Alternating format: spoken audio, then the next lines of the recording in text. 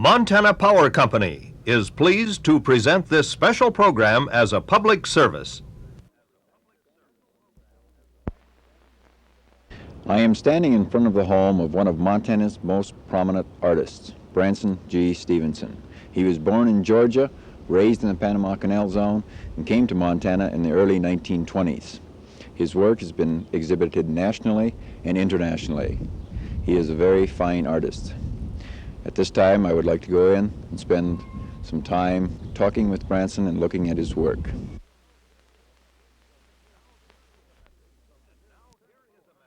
And now here is a message from the nearly 1,300 people at Montana Power. Serving you is our business. I take a lot of pride in my work here. I know it's important, and a lot of people depend on me.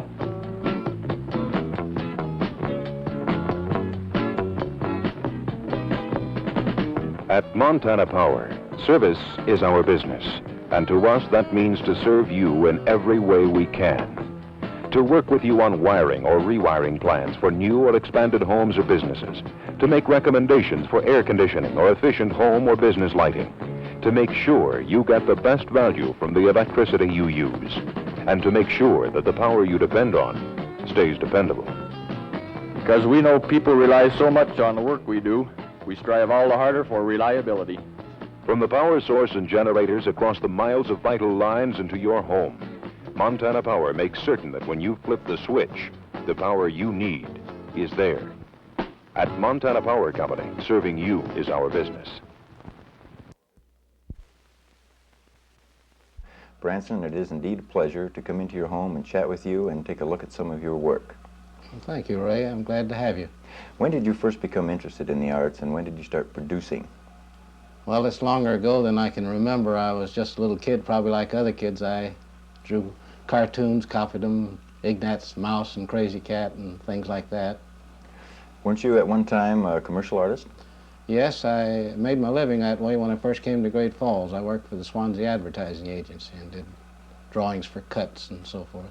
Branson, I've known you for several years now, and I've always been impressed by the intensity of the search that you have for new techniques and new materials.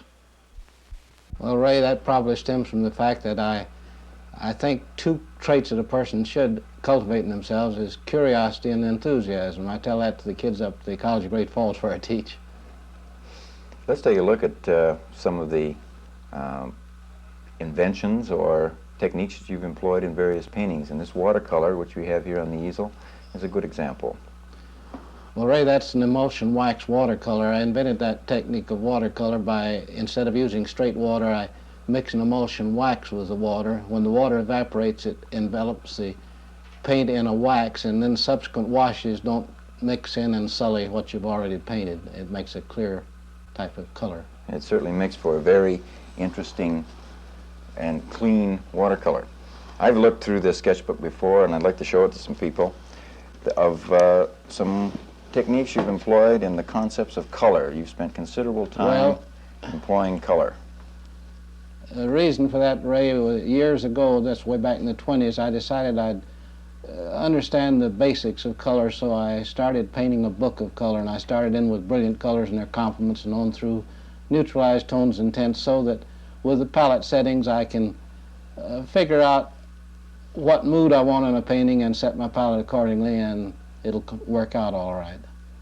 And those that you're leafing through are just various aspects of color palette settings. Well, let's take a look at some of the paintings which you employed this technique for some very colorful results. Well, I set my palette from one of those palette settings and painted this of Sullivan Hill. Now, it probably wouldn't be like a person would see it any particular time of the day, but to me it works out a color scheme that's visually all right, and that's what I was striving for. Very nice. That is another one done from a palette setting, and it's in gouache watercolor of Logan Pass. The old building up there that tourists would stop in had a multicolored stone roof on it and made nice harmony with the country. This is one of my favorite watercolors that I've seen you do. That's Reader's Alley in Helena, Ray, and the civic-minded people of Helena have made that into quite an attraction for tourists and other travelers who come into Helena. Probably, again, the color wouldn't be exactly like that. I synthesized my color and painted it accordingly. Your mention of Helena reminds me of an institution down there which you were one of the founders of, the Archie Bray Foundation. Well, fortunately, Ray, a good friend of mine was the late Archie Bray, and he had the brickworks, and he told me that he'd like for me to be one of the founders of a pottery there. He had plenty of ground, so make a long story shorter, we built the Archie Bray Foundation pottery, which is still operating and well known throughout the world. You started working in pottery before you got interested in the Bray Foundation too, didn't you? Yes, at the College of Great Falls I studied clay working, and they taught me very well the nature of clay. I did that when I was working up there. That's the first and only pot that I ever got into a national show, the Syracuse National, and I saw it down in Denver at the Denver Art Museum. Made me pretty proud when I saw one of my works. These glazes on here are from waste metal oxides from the smelters at Anaconda and the one at Great Falls on the inside. And this is Armory 14.5. It's some soil I picked up 14.5 miles from the Armory at Helena. I use a lot of Montana materials. Here's a very unique bottle. Would you explain that to us? I won't go into all the mathematics. My son's a mathematician. He sort of challenged me to make what is known as a Klein Bottle. It's a hypothetical bottle worked out by a German mathematician, and I threw it on my wheel. This is a cross-section I made of one so you can see better what it looks like inside. There's a tube going up through here through the handle, and I put a spot on that so it could be used for wine or whatnot.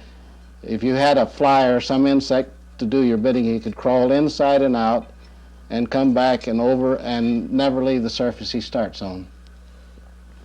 It is quite a task for a potter to throw a pot like that. It's a kind of a tour de force, but it taught me a lot about pottery throwing. Here's a very nice blue and white and earthen-colored clay body. Would you explain that one for us?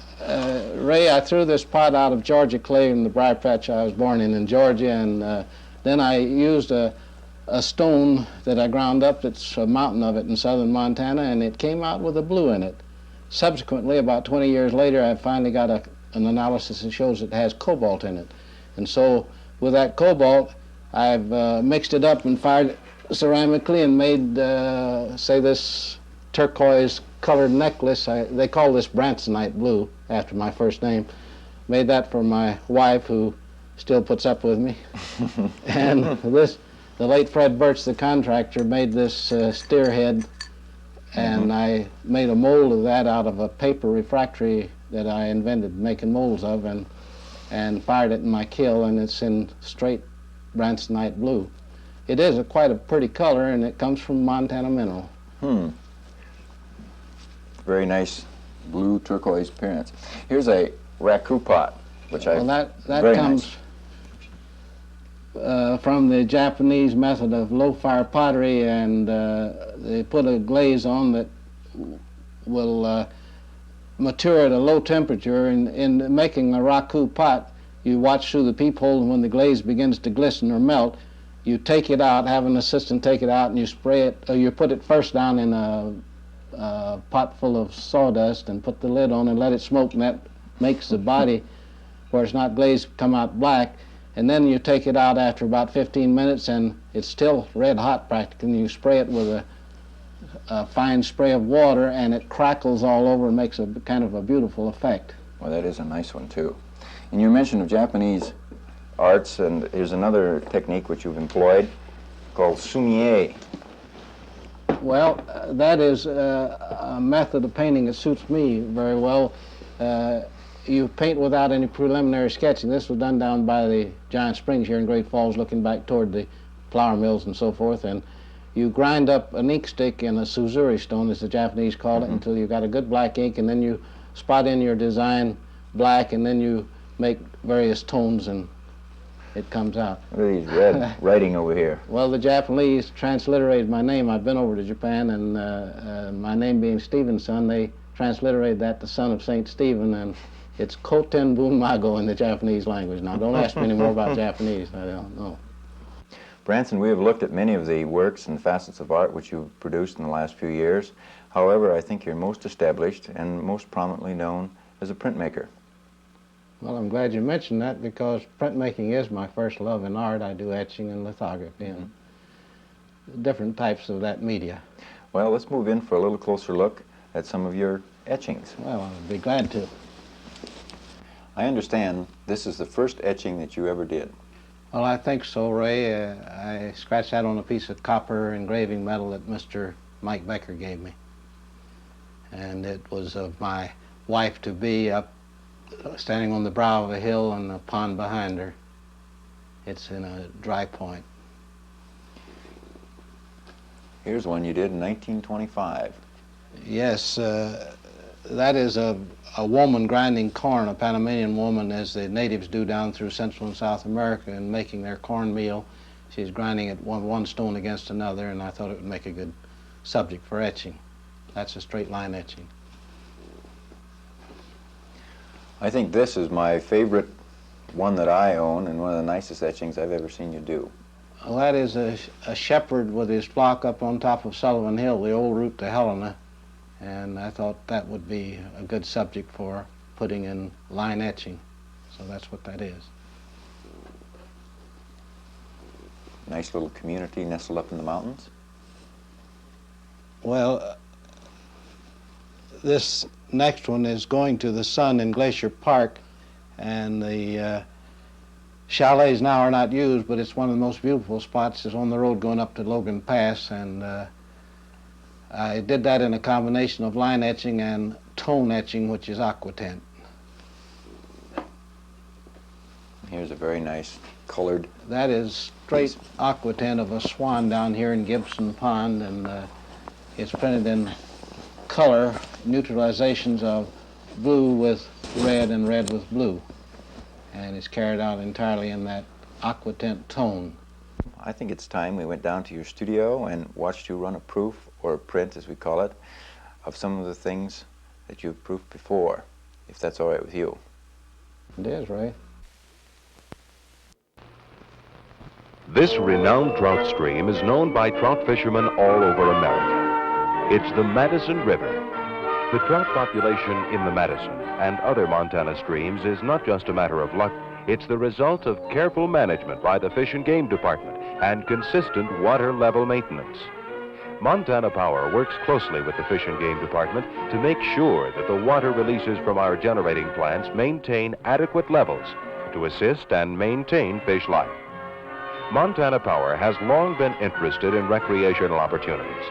Fishing is available at all our 14 dams. Reservoirs created by dams have resulted in 158,000 acres of lakes for swimming, fishing, and boating.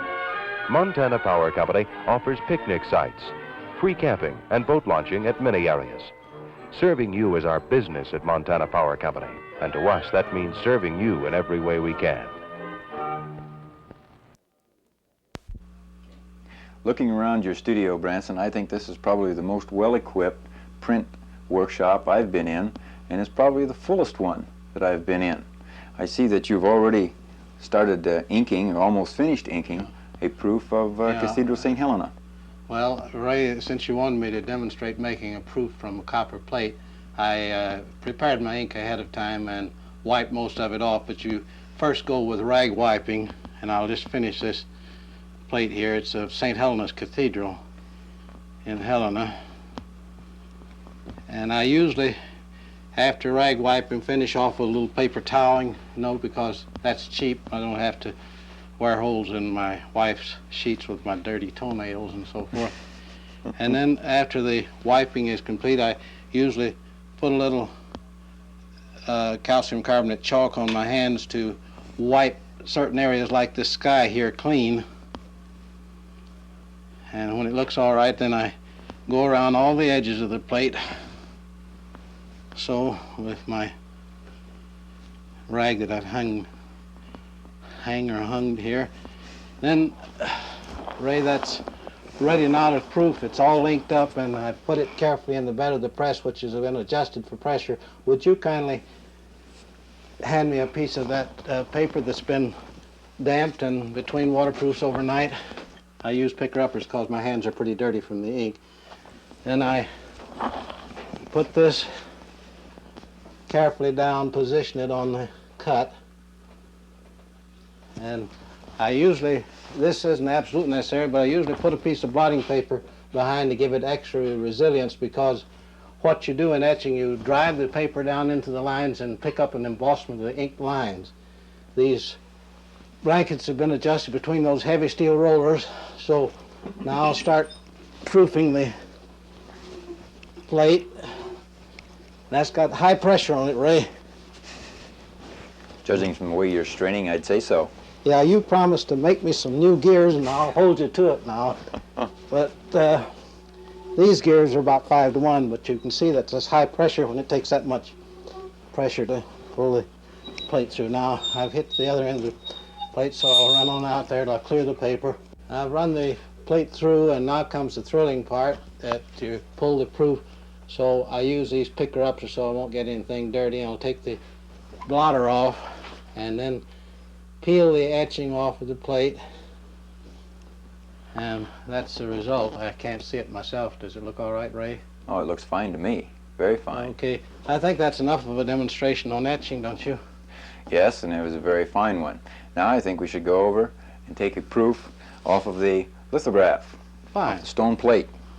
Yeah. I'll be glad to do that. Now we'll have to go over to this part of my workshop, and you asked me to pull a lithograph. A lithograph means a drawing on stone. Lithos comes from the Greek, I understand. A stone, and lithograph is drawing on stone. So I've drawn on this large stone here on the bed of my press a depiction of Butte Hill some years ago.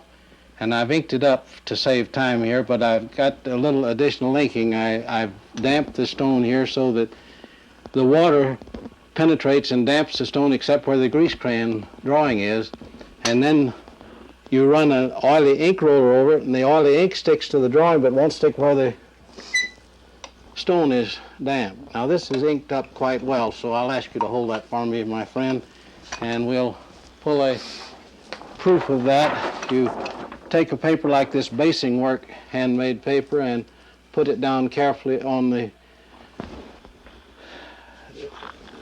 drawing on the stone so that you have margins. Then you put a greased Timpon, which happens to be cartridge paper that all printers know about. You run that up under the whole press, up under the scraper bar here, which is a greased leather thong on a, and then you pull the lever, and that pulls that up under pressure, and you crank it through. This is work to the other end of the stone, but not quite over it, because you'll have an awful thump. There's a high pressure. I'm just past the drawing now. So I release this pressure and carefully pull the whole thing back. It's a tricky deal. Take off that Timpon, and the next thing will be to pull the proof off. So we'll just very carefully peel this paper off here. Is it looking all right, Ray? Oh, it looks fine. Maybe it'll be all right. And that's the... Well, that turned out real well. Proof. Very nice print of Butte Hill. Stick that I thank you, over Branson, here. for Well, you're giving sure us the welcome. time to run a proof and show us how it's done. I feel flattered. In mentioning your handmade papers and numerous other things you've done down here reminds me of a piece you did for the Great Falls Public Library. Oh, yes, I did the story of paper for the new library when it was finished, and studying paper out, it was very interesting to find it was invented in China, and so I carried out that story, the trail of paper coming into Egypt and picking up its name and across the Mediterranean, and so forth. Well, I think it'd be a good idea for us to go over and take a look at your work of art in Great Falls Public Library. I've known for some time, Branson, that you're a paper buff, and you have created here for the Great Falls Public Library the story of paper, and it's a glass mural. Would you please explain the story to us? Yes, Ray. Some years ago, about 1968, when this library new building was constructed, the Friends of the Public Library asked me if I would do a work of art for the mezzanine floor of the new library. So I thought a long time and felt that paper is very pertinent to a library, books and newspapers and so forth. So I studied all I could and researched on paper and where it came from, how it was invented, and the late Dard Hunter, who knew more about paper than anything else, helped me quite a bit.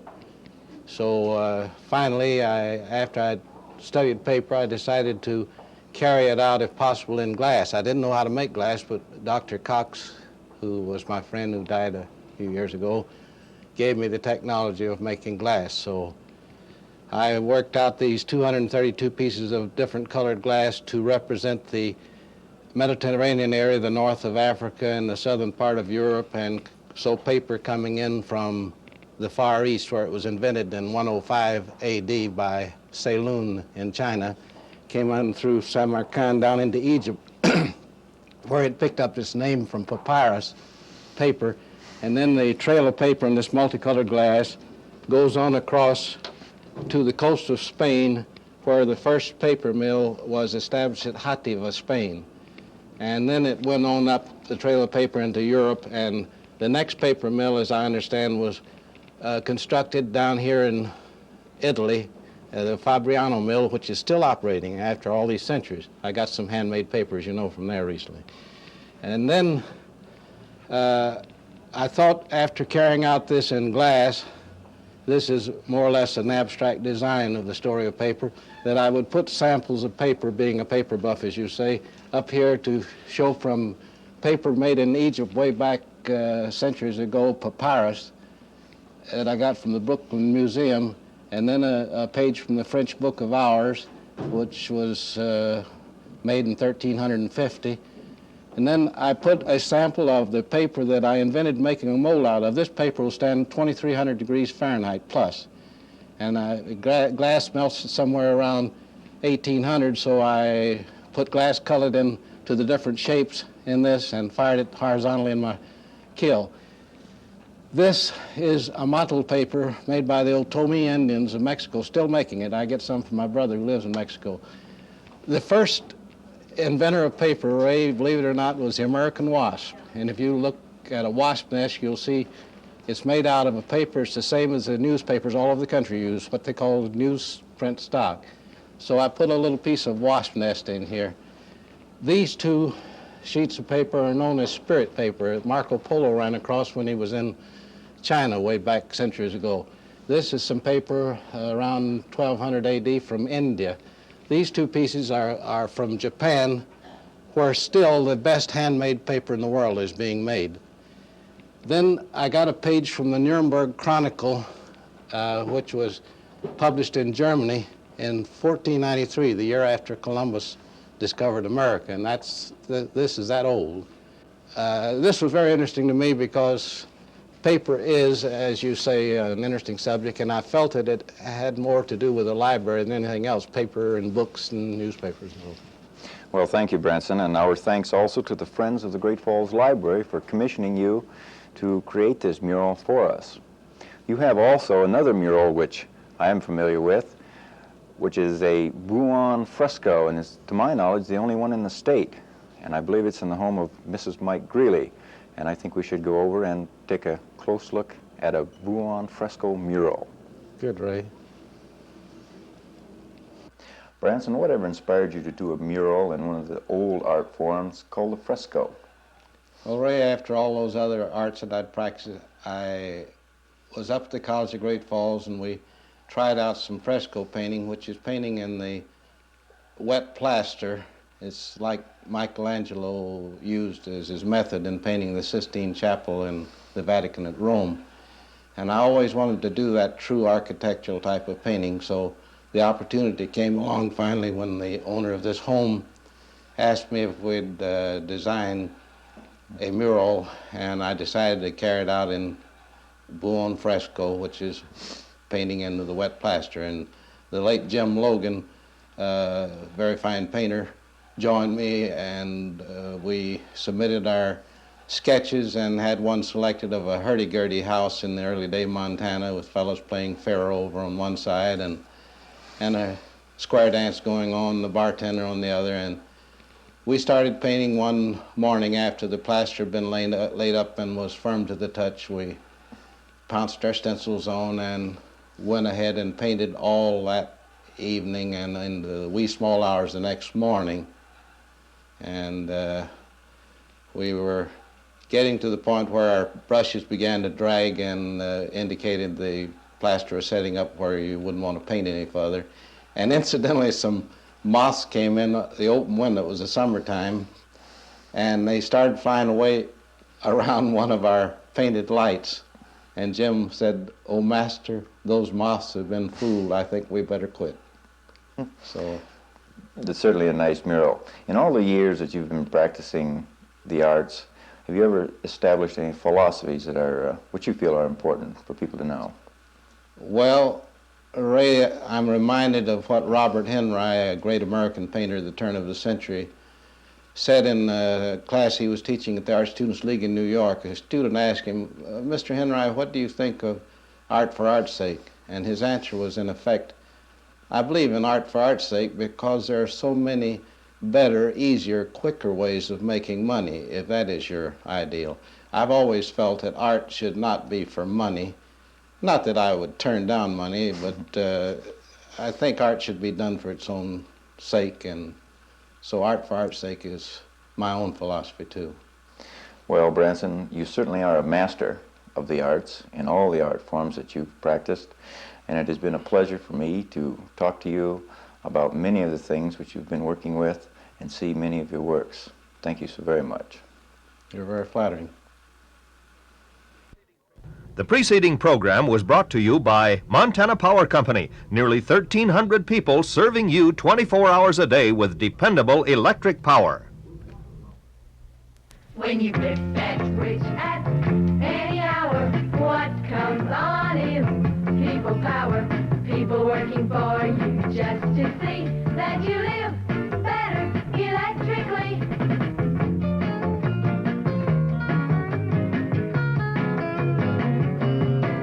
From the office girl to the lineman on the tower, you can count on people power serving you dependably, so you live better electrically. We try to keep the customers in mind all the time. That's what my job's all about. You have to have good equipment, but without people, it just wouldn't work. It's working every minute, every hour, anytime, all the time. People power, it's a power with personality. You live better electrically.